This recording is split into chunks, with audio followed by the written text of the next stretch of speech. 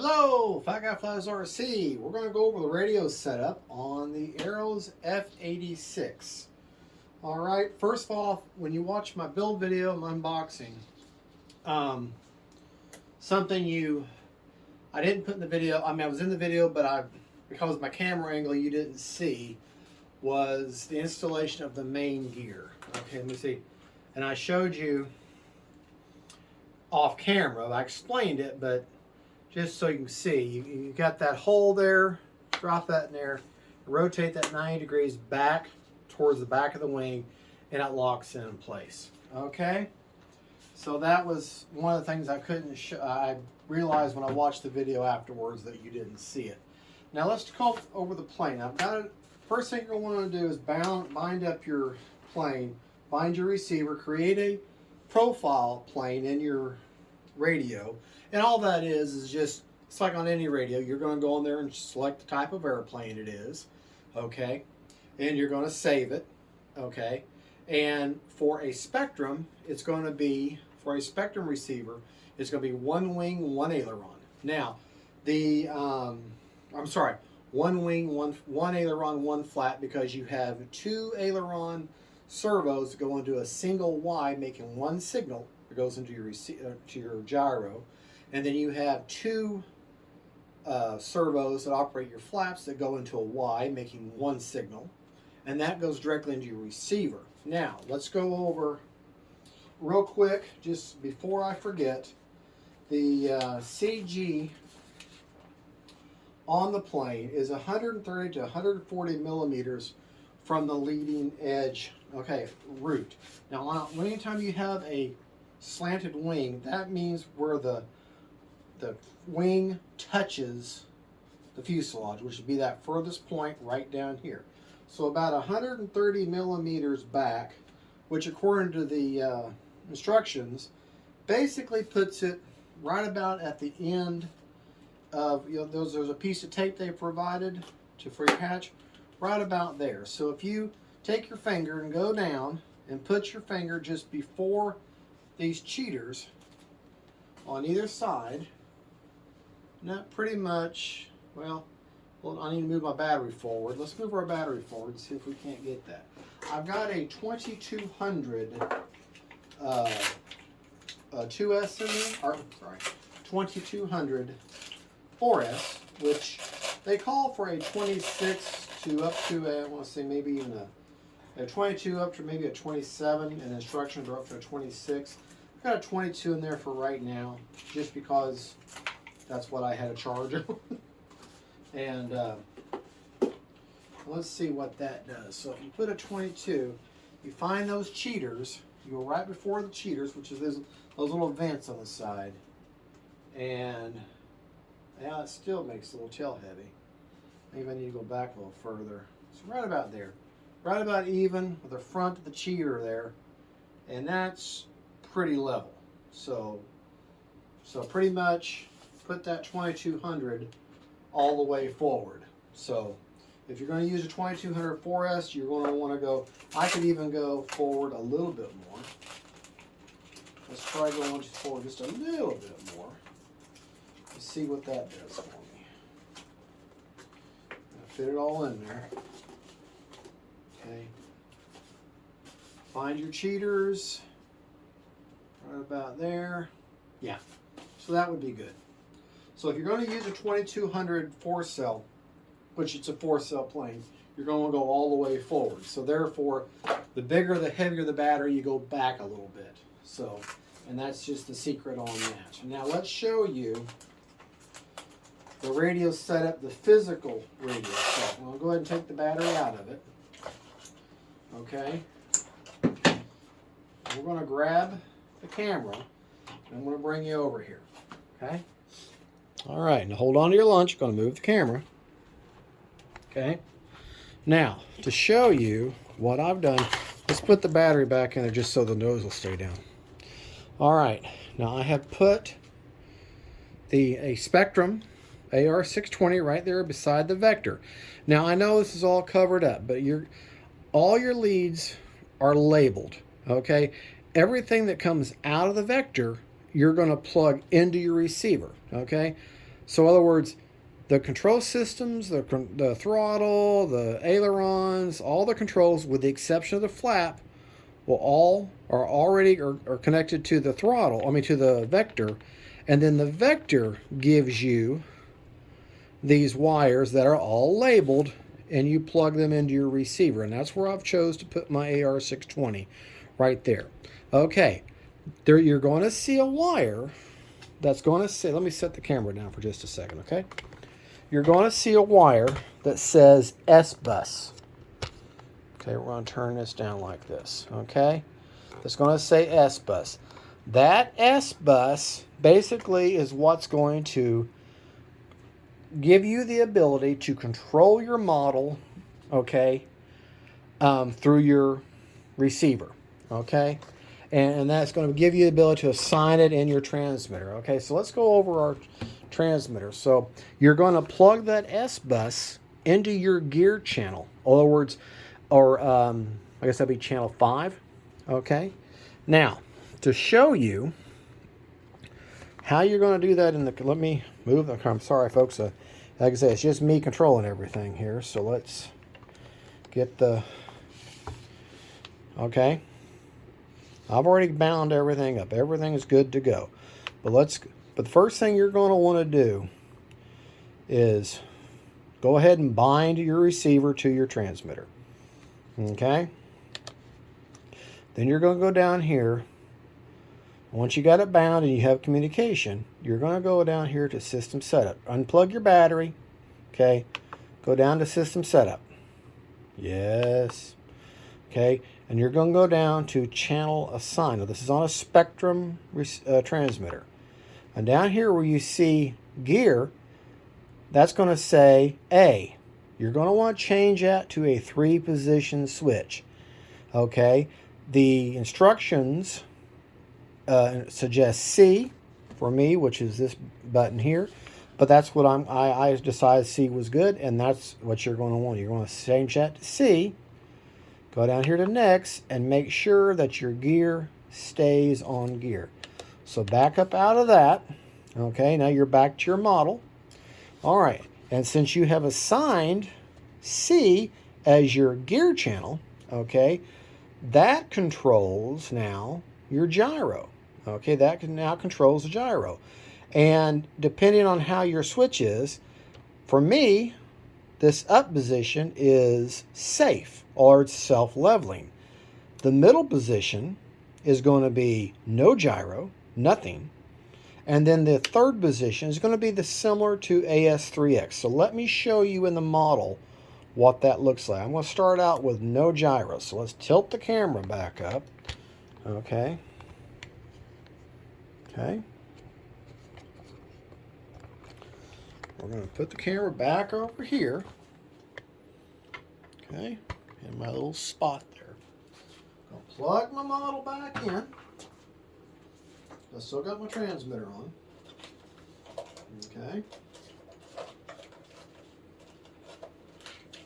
Just put it in there. I'm not worried so much about CG and proper placement. I just want to put it in there. Okay. I'll use one strap for now because I'm willing. Alright. Plug the bad boy in. And like I said, I'll repeat it, the vector is what goes to your receiver, whatever receiver you're using, okay? Okay, I'm sorry if I was off camera. Let me turn a little bit. Like I said, everything labeled on the vector goes to your receiver, and it's all labeled what channel you put it in, okay? So now to show you what that does. There's no gyro right now. Okay, let me give a little bit of throttle. Okay. Now, whenever that, I don't know if you caught it or not, but whenever it turned on, the control surfaces, the ailerons, the rudder, and the elevator, all did a little two-part dance. That tells you the vector system is working. Now, up for me is safe. Okay? Now look what happens. See? The model's trying it's trying to level itself. Okay? Now, let's go down to just the plain gyro which is like wind resistance, okay? Now, to make sure, here I'm working, if you want to make sure that your control surfaces are working correctly, the safe and the gyros are working right, put it back in safe. It tries to correct itself.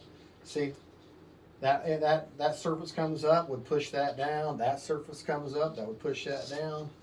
The elevator comes up, which would level it, okay?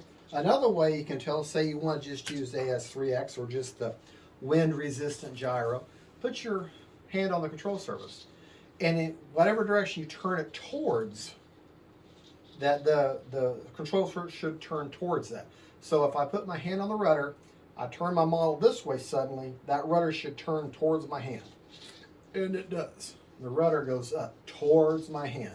The elevator goes towards the direction I'm moving it. In other words, so if the wind was to hit it and it realizes, oh, that's not you, that's an outside force, that little bit of gyro helps to stabilize it and mitigate a lot of that outside force. That's all a gyro is meant to do. It's not going to save your model. It's not going to keep it from flying to the side of a barn. Okay, it's not a panic switch. It's not going to self-level unless you enable the self-level. I like just the AS3X because what that does, it locks that plane in. So if you're banking this way, and even if the wind hits it, it pretty much stays in that attitude. Okay? If I don't have the gyro on, now I've got nothing, and I'm going and the wind hits it, it's going to kind of rock it a little bit. It's going to keep going the way I had it, but it's going to rock a little bit. It's going to react more to the wind. But with stabilization, it's going to keep going nice and smooth. And you're maybe going, if the wind's really strong, you'll see a little bit, but it's going to even that out. Okay, so it, like I said, doesn't mean that you're less of a pilot because you use a gyro. You just want to have a better flight. You want to be able to fly a smaller model in more wind. That's really all it does. It enables a small model to fly like a bigger, heavier plane. And that's all it is. And that's all. And then, of course, the other part is self-level for beginner mode, keeps it level, but it also won't allow you to go upside down or do any tricks. You're just going to fly around, but which is great for training. Okay. Now, in the model, I have not set up my rates. The no, let me go back up. On flaps, to show you my flaps. Remember, the flaps plug directly into your receiver. They don't go through the gyro. I have them set up. That is my takeoff flap, and that is my landing flap. Now, in a Spectrum receiver, okay, I can't take them all the way down because they're going to hit, these flaps will hit the tanks, okay?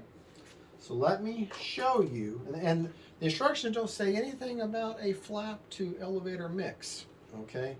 So I'm going to say there it doesn't need one, and then once I fly it and I put my landing flaps and she balloons or she dives, well then I will play with my elevator, put a mix in from elevator to counteract that. The idea of flap is you just want your plane to slow down. You don't want it kicking up, you don't want it going no diving, you want it just to start slowing down. That's what the purpose of flaps is, to have a nice controlled descent. All right, let me get in front of the camera and I will show you what the flap mix looks like, or what the flap looked like for this model. Because like I said, you're going to program it when you set it up as a one aileron, one flap. Okay? And there's what it looks like. Okay? The position 0, in other words, flaps up, is negative 100%. My takeoff flaps are negative 50%. And my landing flaps are positive 50%. And on a 2-second deployment. And I showed you what that looks like. Okay? I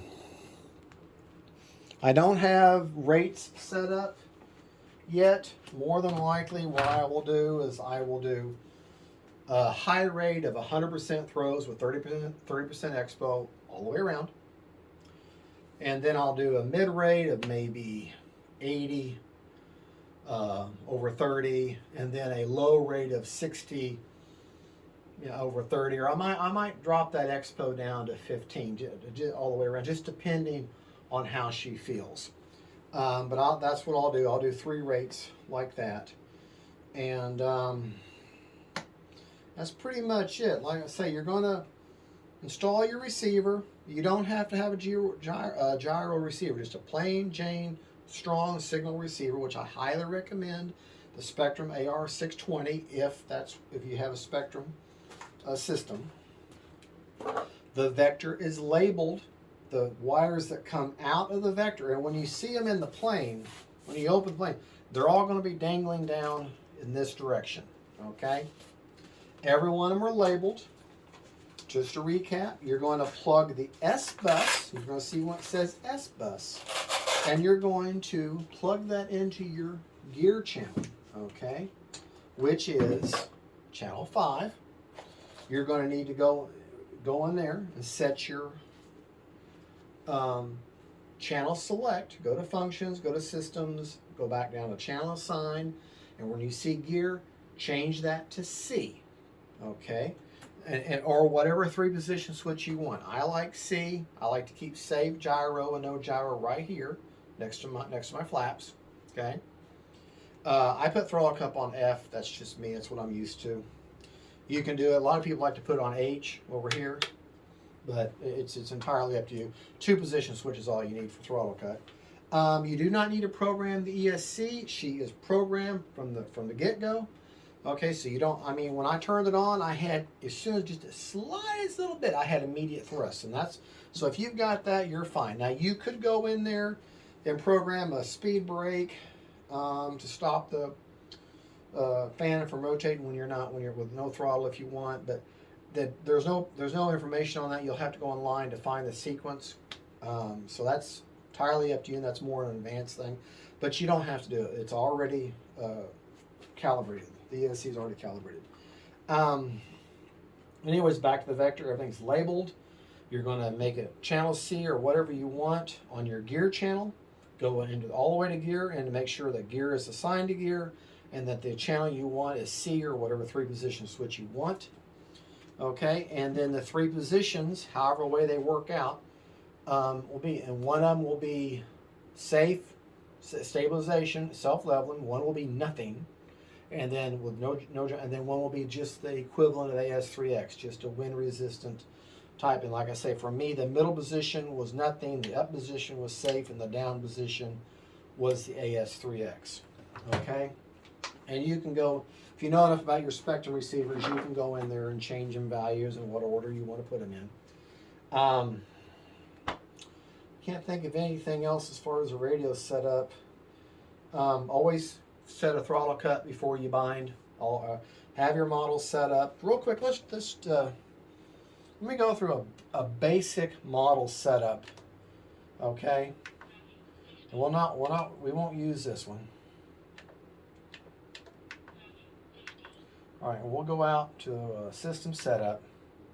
Yes, okay. All right, and we're just gonna. I want to show you how to set up a basic model.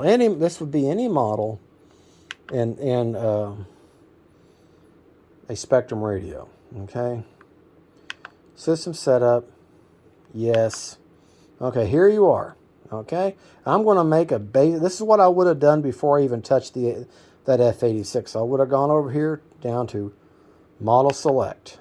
I would have added a new model. Gone to create. Now these new NX10s, it takes it a few minutes to realize, okay, you want to create a new model. So just kind of bear with me. Okay, it just takes it a second. And then you're going to what model type? Obviously an airplane, you're going to go yes. Okay, and it says, okay, now we're ready. Now you want another name it, whatever you want to name it, and then aircraft type. Now remember, I said this was a 1 aileron, 1 flap. So here on our wing, I would go 1 aileron, 1 flap, tail's normal. Like say if I had a V-tail or something like now, that's where I would change that. And there is the models. Now if you want, you can go in here and you can change the picture to whatever you want to change it as. Okay? And that's the basic setup for a model. Now you're ready to bind your airplane.